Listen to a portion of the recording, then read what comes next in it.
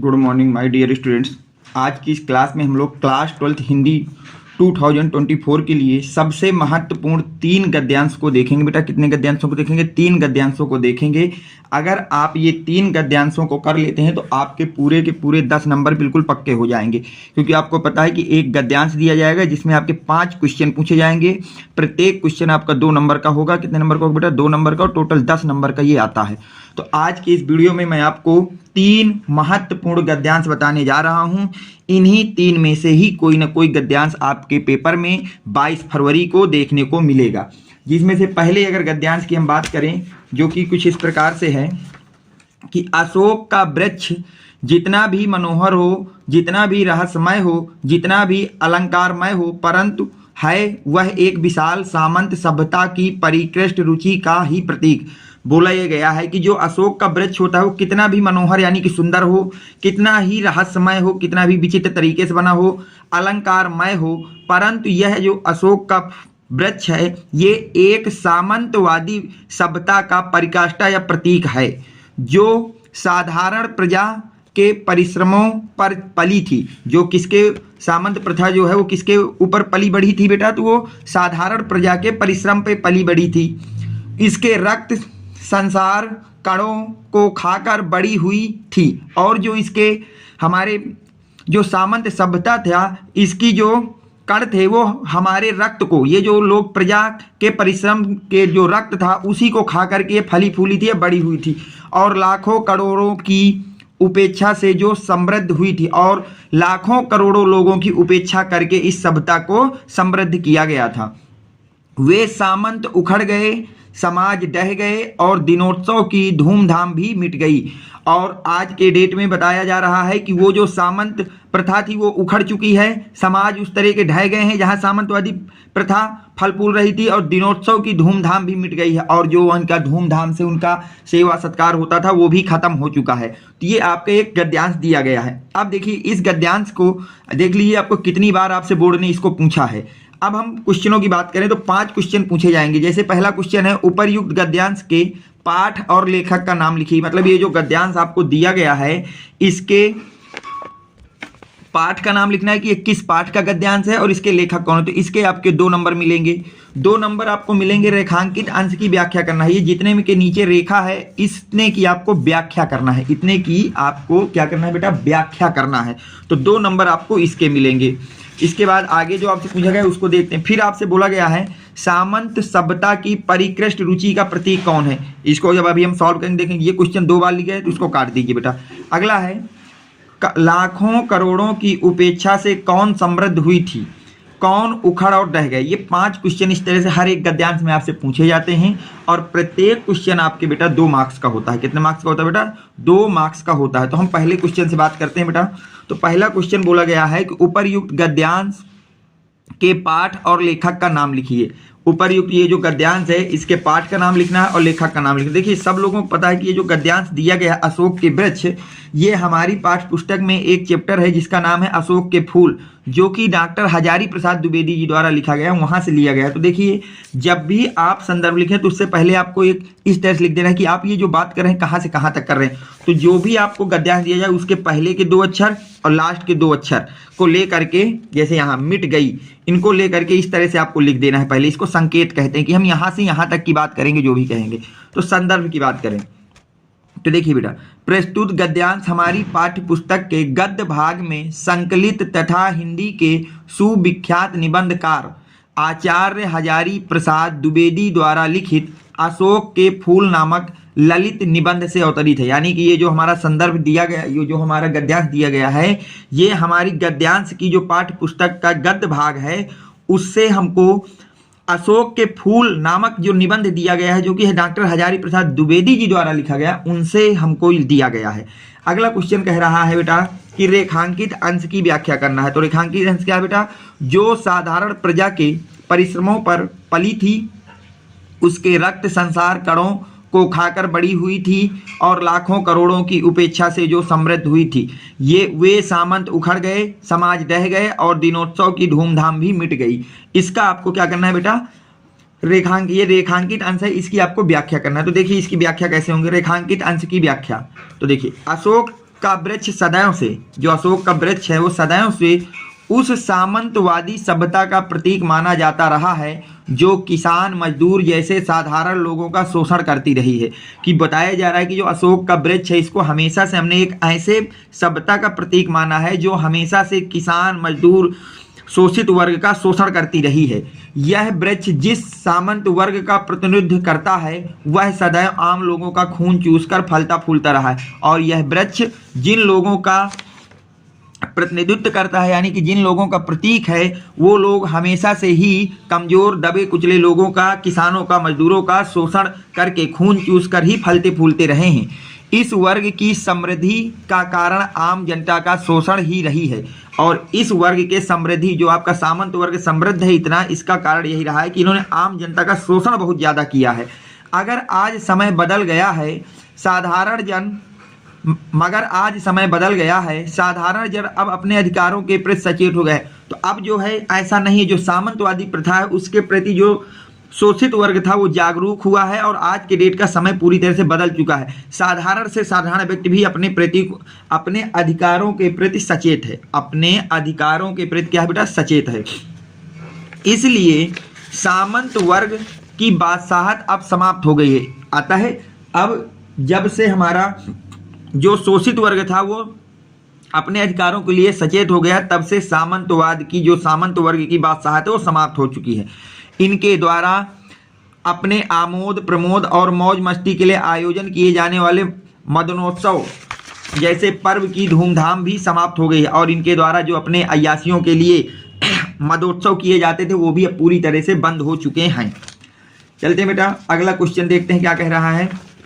देखिए अगला क्वेश्चन कह रहा है सामंत सभ्यता की परिकृष्ट रुचि का प्रतीक कौन है। सामंत परिकृष्ट रुचि का प्रतीक कौन है। तो जब आपने पढ़ा होगा तो यहाँ पे गद्यांश को जब आप पढ़ेंगे ध्यान से देखिए, गद्यांश में साफ साफ लिखा है सामंत का प्रतीक कौन है। यहाँ ये लिखा है वह अशोक का वृक्ष जितना मनोहर हो, जितना भी रहस्यमय हो, जितना भी अलंकारमय हो, परंतु है वह एक विशाल सामंत सभ्यता की परिकृष्ट रुचि का ही प्रतीक। किसका बेटा, सामंत सभ्यता का ये प्रतीक है। तो इसका आंसर कैसे लिखेंगे बेटा, तो देखिए सामंत सभ्यता की परिकृष्ट रुचि का प्रतीक अशोक का वृक्ष है। कौन है बेटा, अशोक का वृक्ष है। चलते हैं नेक्स्ट क्वेश्चन पे। तो अगला क्वेश्चन आपसे कह रहा है बेटा कि लाखों करोड़ों की अपेक्षा से कौन समृद्ध हुई थी। लाखों करोड़ों की अपेक्षा से कौन समृद्ध हुई थी। तो देखिए लाखों करोड़ों की अपेक्षा से कौन समृद्ध हुई थी, इसको पढ़िए आप ध्यान से। ये यहाँ लिखा है बेटा, उसके रक्त संसार कणों को खाकर बड़ी हुई थी और लाखों करोड़ों की अपेक्षा से जो समृद्ध हुई थी। यानी कि जो आपका सामंत सभ्यता थी वो किसको खा करके बड़ी हुई थी, तो लाखों करोड़ों लोगों को शोषण करके वो फली फूली थी। तो इसका आंसर क्या हो जाएगा बेटा, लाखों करोड़ों की उपेक्षा से सामंती सभ्यता समृद्ध हुई थी। अगला क्वेश्चन जो इसमें पूछा गया लास्ट क्वेश्चन बेटा वो है लाखों करोड़ों की अपेक्षा से ये तो हो गया, कौन उखड़ और ढह रहा है। कौन उखड़ और ढह रहा है। तो देखिए गद्यांश में साफ साफ लिखा है कि वे सामंत उखड़ गए, समाज ढह गए और दिनोत्सव की धूम भी मिट गई। तो उखड़ कौन रहा है बेटा, सामंत सभ्यता उखड़ रही है। तो लिखेंगे आंसर इसका, सामंतवादी सभ्यता समाप्त हो चुकी है तथा ऐसी शोषक व्यवस्था पर आधारित समाज भी अब नष्ट या ढह गए हैं। यानी कि जो इस व्यवस्था पे समाज नष्ट हो गए हैं या जो इस पे डिपेंड थे, इस प्रथा को मानते थे, वो पूरी तरह से अब नष्ट हो चुके हैं। तो ये आपका पहला गद्यांश रहा जो कि बहुत ही ज़्यादा इंपॉर्टेंट। इस तरह से आपको 5 क्वेश्चन पूछे जाएंगे जिनको आपको आंसर देना होगा और अगर आपके आंसर 5 सही हैं तो आपको पूरे 10 नंबर दिए जाएंगे। चलते हैं बेटा अगले महत्वपूर्ण गद्यांश पे कि अगला महत्वपूर्ण गद्यांश हमारा क्या है उसको देखते हैं। अद्भुत है मेरा मित्र, उसके पास दोषों का केटलाग है। मैंने सोचा कि जब वह हर परिचित की निंदा कर रहा है तो क्यों ना मैं लगे हाथ विरोधियों की गति इसके हाथों करा लूं। मैं अपने विरोधियों का नाम लेता गया और वह उन्हें निंदा की तलवार से काटता चला गया, जैसे लकड़ी चीरने की आरा मशीन के नीचे मजदूर लकड़ी का लट्ठा खिसकाता जाता है और वह चीरता जाता है, वैसे ही मैंने विरोधियों के नाम एक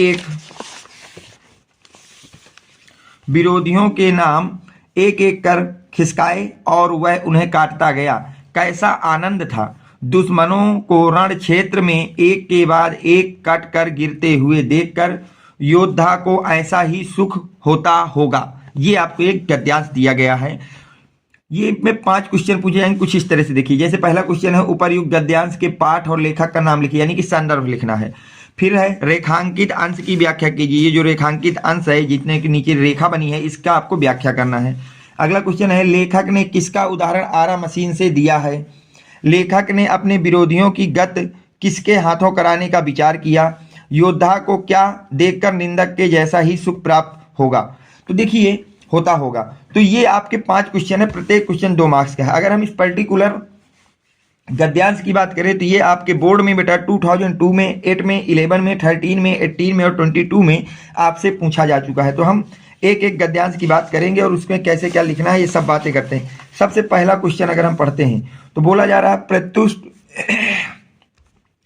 बोला जा रहा है बेटा उपरयुक्त गद्यांश के पाठ और लेखक का नाम लिखिए। उपरयुक्त गद्यांश के पाठ का नाम लिखना और लेखक का नाम लिखना। जब आपने इसको पढ़ा होगा तो आपको पता चल गया होगा कि ये निंदा रस जो हमारा निबंध हमारी पाठ्य पुस्तक में दिया गया है उससे लिया गया है, जो हरिशंकर परसाई जी द्वारा लिखा गया है। किनके द्वारा लिखा गया बेटा? हरिशंकर परसाई जी द्वारा लिखा गया है। देखिए, इसका जब हम संदर्भ लिखेंगे, प्रस्तुत गद्यांश हमारी पाठ्य पुस्तक के गद्य भाग में संकलित तथा हिंदी के प्रसिद्ध व्यंग्यकार श्री हरिशंकर परसाई द्वारा लिखित निंदा रस शीर्षक निबंध से अवतरित है। तो ये आपका निबंध हो गया। तो चैप्टर का नाम आ गया निंदा रस और लेखक का नाम आ गया श्री हरिशंकर परसाई। ये तो पहला क्वेश्चन हो गया। सेकंड क्वेश्चन कह रहा है रेखांकित अंश की व्याख्या करना है। रेखांकित अंश की क्या करना है बेटा? व्याख्या करना है। तो देखिए, रेखांकित अंश कितना है? अद्भुत है मेरा यह मित्र, उसके पास दोषों का केटलाग है। मैंने सोचा कि जब वह हर परिचित की निंदा कर रहा है तो क्यों ना मैं लगे हाथ विरोधियों की गत इसके हाथों करा लूं। इतने की आपको व्याख्या करना है। तो देखिए व्याख्या कैसे हुई। हाँ, ये बात याद रखना बेटा, व्याख्या ऐसा नहीं कि जो कुछ मैंने लिखा है यही सेम टू सेम आपको लिखना है। व्याख्या में आप अपने शब्दों से भी उसकी व्याख्या कर सकते हैं। बस ये है कि उसका जो अर्थ निकलना चाहिए वो ऐसा ही निकले जो लाइनों में कहा गया है। बस इतना ध्यान रखना है, ऐसा कुछ नहीं कि जिस तरह से मैंने व्याख्या की उसी तरह से आपको करना है।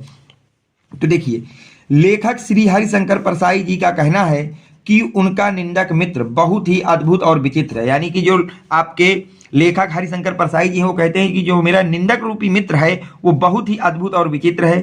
उसके पास दोषों और बुराइयों को अच्छा खासा सूची पत्र है, और उसके पास जो है दोषों और बुराइयों का अच्छा खासा सूची पत्र भी है। उसके सम्मुख जिस किसी की भी चर्चा छिड़ जाती है वह उसी की निंदा में 4-6 वाक्य बोल दिया करता है। लेखक के मन में विचार आया कि क्यों ना वह भी अपने कुछ परिचितों को जो उसके विरोधी हैं की निंदा उसके माध्यम से करवा ले, की निंदा जो है वो उसी के माध्यम से उनकी करवा ले। ये आपका सेकंड क्वेश्चन हो गया। बस अब चलते हैं बेटा थर्ड क्वेश्चन। आपसे क्या कहा गया? इतना लिख दिया, आपकी व्याख्या कंप्लीट हो गई। चलते हैं बेटा थर्ड क्वेश्चन को देखते हैं, वो आपसे क्या कहा जा रहा है उसको पढ़ते हैं। थर्ड क्वेश्चन कह रहा है लेखक ने किसका उदाहरण आरा मशीन से दिया है। किसका उदाहरण आरा मशीन से दिया है? तो देखिए, लेखक ने क्या बोला है? वह उसे निंदा की तलवार से काटता चला गया, जैसे लकड़ी को चीरने की आरा मशीन के नीचे मजदूर लकड़ी का गट्ठा खिसकाता जाता है और वह चीरता जाता है, तो वैसे ही मैंने विरोधियों को एक एक करके खिसकाया और वह उसे काटता गया, आनंद था। तो इसमें अगर हम बात करें कि क्या होगा तो समझिए बेटा इसको। तो अगर हम बात करें कि लेखक ने आरा मशीन का उदाहरण किसके लिए दिया है, तो यहाँ पे साफ साफ लिखा है कि लेखक ने आरा मशीन का उदाहरण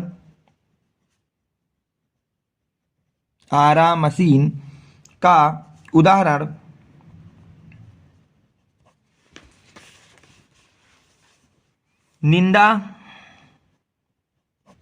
रूपी मित्र से किया है। निंदा रूपी मित्र से किया है। मित्र से किया है, याद रखना, क्रिया वो किया है।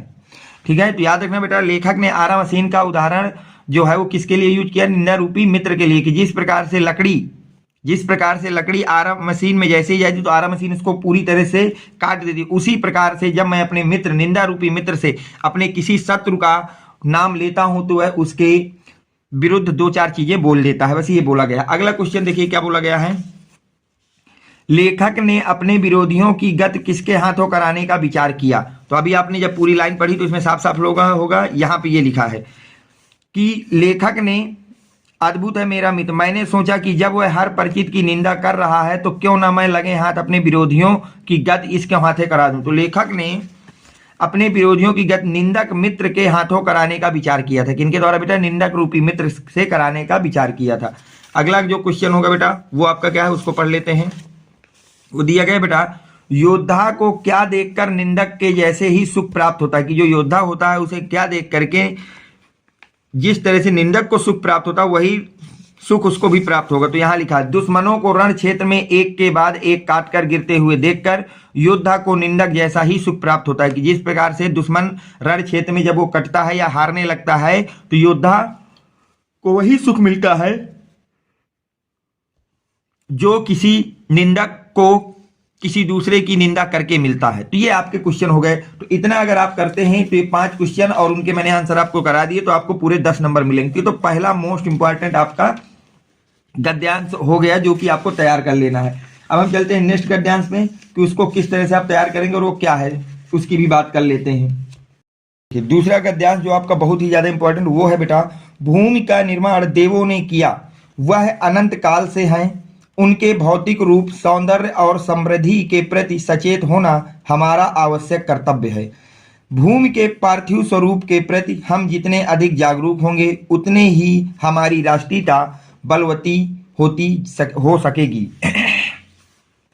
यह पृथ्वी सच्चे अर्थों में समस्त राष्ट्रीय विचारधाराओं की जननी है। जो राष्ट्रीयता पृथ्वी के साथ नहीं जुड़ी वह निर्मूल होती है। राष्ट्रीयता की जड़ें पृथ्वी में जितनी गहरी होंगी उतना ही राष्ट्रीय भावों का अंकुर पल्लवित होगा। इसलिए पृथ्वी के भौतिक स्वरूप को की अधोपात जानकारी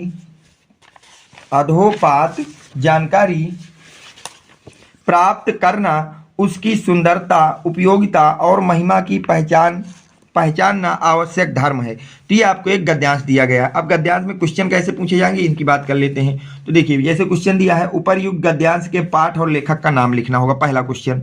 अगला क्वेश्चन है कि रेखांकित अंश की व्याख्या कीजिए। जिनके नीचे रेखा है ये वाला, इतने भाग की आपको व्याख्या करनी है।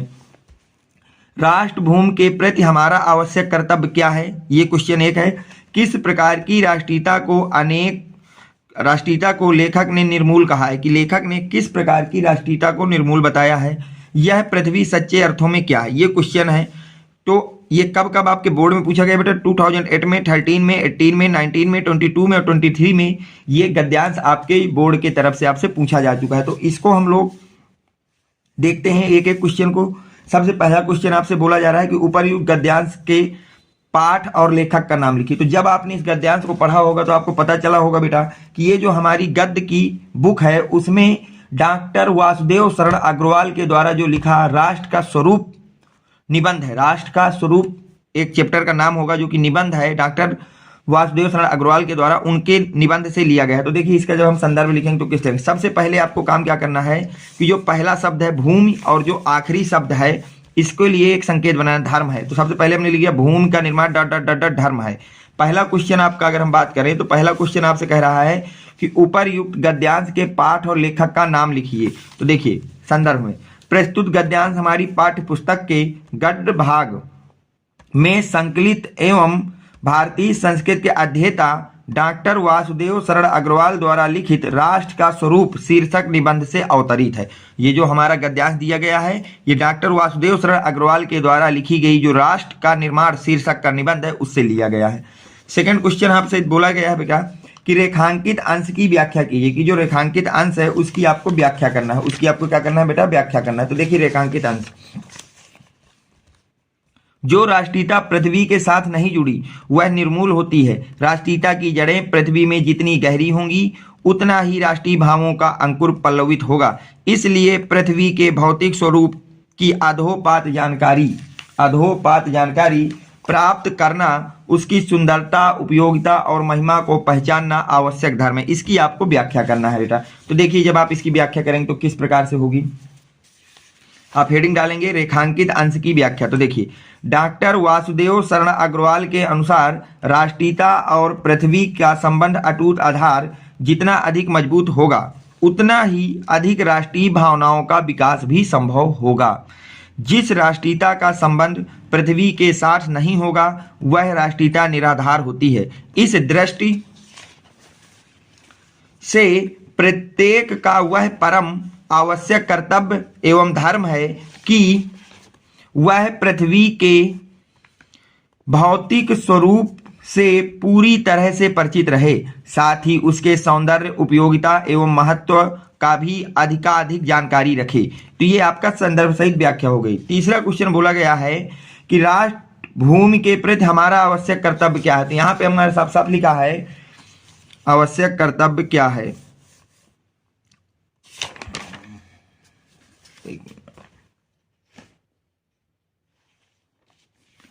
हाँ, ये लिखा देखिए, भूमि का निर्माण देवों ने किया है, वह अनंत काल से है।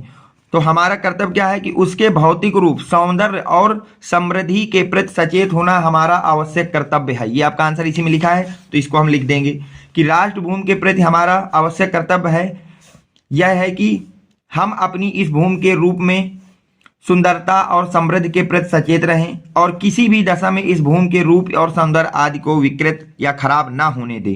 ठीक है बेटा, अगले क्वेश्चन की हम बात करते हैं। तो क्वेश्चन नंबर 4 आपसे बोला जा रहा है, किस प्रकार की राष्ट्रीयता को लेखक ने निर्मूल कहा है। कि जो लेखक हैं उन्होंने किस प्रकार की राष्ट्रीयता को निर्मूल कहा है। क्या कहा है बेटा, निर्मूल कहा है। तो देखिए, इसको जब आप पढ़ेंगे गद्यांश को तो इसका भी आंसर आपको यहीं पे मिल जाएगा।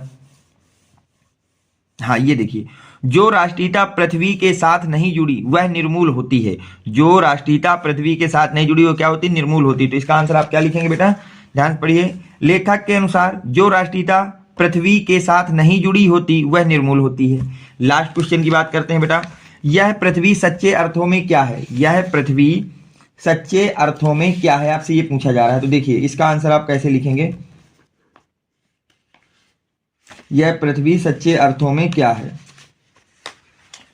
यह पृथ्वी सच्चे अर्थों में क्या है। तो देखिए, यह पृथ्वी सच्चे अर्थों में समस्त अर्थों, क्वेश्चन नंबर 5 का आंसर क्या होगा, यह पृथ्वी सच्चे अर्थों में समस्त राष्ट्रीय विचारधाराओं की जननी है। कि ये जो हमारी पृथ्वी है ये सच्चे अर्थों में समस्त राष्ट्रीय विचारधाराओं की जननी है। तो ये मैं उम्मीद करता हूं कि ये तीनों गद्यांश आपको समझ में आए होंगे। अगर तीनों गद्यांश आपको समझ में आए हैं, आपके बोर्ड के प्रिपरेशन के लिए हेल्पफुल लगे हों, तो प्लीज़ वीडियो को लाइक कर दें, चैनल को सब्सक्राइब कर दें और अपने फ्रेंड सर्कल में ज़्यादा से ज़्यादा लोगों तक शेयर करें। Thanks for watching, next video coming soon.